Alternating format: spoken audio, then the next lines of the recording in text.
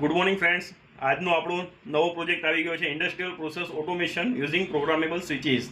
તો આપણે અત્યારે એક પ્રોગ્રામેબલ સ્વિચીસનો એક પ્રોજેક્ટ કન્સેપ્ટ લાવ્યા છે કે આપણે જોઈએ છીએ કે ઇન્ડસ્ટ્રીની અંદર ઘણું બધું ઓટોમેશન થઈ રહ્યું છે. તો ઓટોમેશનની વાત કરીએ તો આપણે પેકેજિંગ મશીન્સ જેની અંદર શ્રિંક થાય, વેક્યુમ થાય અને સીલિંગ થાય, બરાબર. આ અલગ અલગ મલ્ટીફંક્શન જે આપણે સિક્વન્શિયલ ટાઈમરની મદદથી કરતા હોઈએ છીએ. તો એ કન્સેપ્ટ ઉપર આપણે પ્રોજેક્ટ લાવી રહ્યા છે. ટાઈમર બેઝ એપ્લિકેશન છે. ટોટલ જ્યારે આપણે સિસ્ટમને ઓન કરીએ ત્યારે આપણો પ્રોજેક્ટ નેમ કે ઇન્ડસ્ટ્રીયલ ઓટોમેશન આપણને ડિસ્પ્લેની અંદર દેખાડશે, બરાબર. આપણો પ્રોજેક્ટ ટોટલી 2 પાર્ટમાં વહેંચાયેલો છે. એક ઓટો મોડ અને સેકન્ડ મેન્યુઅલ મોડ. તો મેન્યુઅલ મોડ એના માટે છે કે જ્યારે આપણે ઇન્ડિવિજ્યુઅલ લોડને મેન્યુઅલી ઓપરેટ કરવો હોય કે આપણે મેન્યુઅલ સ્વિચેસની મદદથી આપણા ઇન્ડસ્ટ્રીયલ લોડને મેન્યુઅલી ઓપરેટ કરીશું. તો હવે આપણે મેન્યુઅલ મોડ ઉપર આગળ જઈએ. મેન્યુઅલ મોડમાં જેવું આપણે સેટ કરીશું તો મને ડિસ્પ્લેની અંદર મેન્યુઅલ મોડ દેખાશે અને મારા 3 લોડ R1, R2 અને R3 જેની કરંટ પોઝિશન અત્યારે બતાવશે. 0 મીન્સ તે ઓફ કન્ડિશનમાં છે અને જેવું આને ઓન કરીશ ત્યારે મારો 1 કન્ડિશન થશે. ઇટ મીન્સ કે મારો લોડ ઓન કન્ડિશનમાં છે. હવે આપણે મેન્યુઅલ સ્વિચેસ દ્વારા એને ઓન કરીશું. R1 લોડને જેવું ઓન કરીશું તો મારો લેમ્પ ચાલુ થશે અને મને ડિસ્પ્લેની અંદર R1 મારો હાઈ બતાવશે. 1 મીન્સ મારો લોડ ચાલુ છે. હવે સેકન્ડ S2 ને ઓન કરીશું.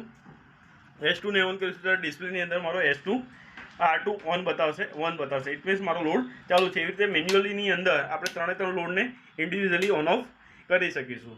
નાવ હવે આપણે જઈએ ઓટો મોડમાં. તો ઓટો મોડની અંદર આપણે એવું સેટિંગ કર્યું છે કે ઇન્ડિવિજ્યુઅલ ટાઈમર સેટ કર્યા છે. R1નો પર્ટિક્યુલર ટાઈમ, R2નો પર્ટિક્યુલર ટાઈમ અને R3નો પર્ટિક્યુલર ટાઈમ જે આપણે એડજસ્ટેબલ છે, જે આપણે અહીંથી એડજસ્ટ કરીશું. કેવી રીતે? તો આપણે જઈએ ઓટો મોડ ઉપર. જેવું સ્વિચ ઓન કરીશ ત્યારે મને ઓટો મોડની અંદર કન્ડિશન બતાવે છે. મારું ઓટો મોડ અત્યારે સ્ટોપ કન્ડિશનમાં છે અને મારા 3 ટાઈમર છે, 1T, 2T અને 3T, જેનો ટાઈમ અહીંયા મને ડિસ્પ્લે થાય છે 10 સેકન્ડ, 15 સેકન્ડ અને 20 સેકન્ડ.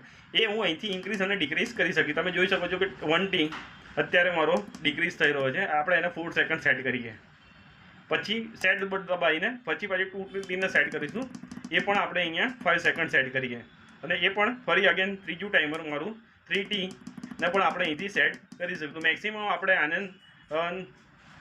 999 સુધી સેટ કરી શકીશું. તો અત્યારે આપણે 5 સેકન્ડ સેટ કરીએ. હવે જેવી મારે ટાઈમર સેટ થઈ ગયું છે, મારી ઓટો સાયકલ ઓન કરવી છે તો મારે ઇનપુટ આપવું પડશે સ્ટાર્ટ બટન. તો જેવું મારું સિસ્ટમ સ્ટાર્ટ કરીશ એટલે મારો ટાઈમર ચાલુ થશે. મારો લેમ્પ L1 ચાલુ થયો છે. ડિસ્પ્લેમાં જોઈ શકો છો આપણે કે અત્યારે મારો ડિલે 2 ચાલુ છે. એમાં મેં 5 સેકન્ડ સેટ કરી છે. એનો countdown time, up down timer પણ અહીંયા ડિસ્પ્લેમાં દેખાશે. આમ આપણે જોઈ શકીએ છીએ કે ડિસ્પ્લેમાં જે એકચ્યુઅલ ટાઈમ છે જે સેટ કર્યો છે અને અપ ડાઉન કેટલા સેકન્ડ બાકી છે એ પણ આપણે ડિસ્પ્લેમાં જોઈ શકીશું. આમ આપણે ઇન્ડિવિજ્યુઅલ 3 લોડ ને આપણે ટાઈમર સ્વિચની મદદથી 1 બાય 1 સિક્વન્શિયલ તે ઓપરેટ થશે. આ રીતે આપણે આખા પ્રોજેક્ટને ટાઈમર બેઝ એટલે ઓટો સાયકલ ચાલુ કરી છે, જે એના એકચ્યુઅલ ટાઈમ પછી સેટ ટાઈમ પછી એ ઓન ઓફ થયા જ કરશે.